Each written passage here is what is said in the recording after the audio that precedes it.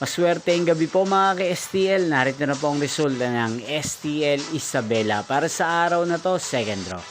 August 23, 2025, araw ng Sabado. Naway ang mga natayan niyo po mga numero kanina ay manalo nawa ngayong gabing ito, 7 PM. Kaya tunin niyo na po ang inyong mga ticket. Narito na po ang resulta.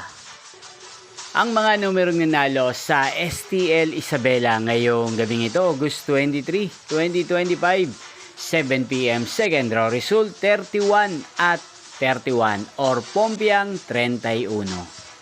At ngayong gabing ito sa STL Isabela, atin pong i-shoutout si Ate Celia ng Isabela. Shoutout po sa inyo Ate Celia, sana po'y nasa maayos kayong kalagayan.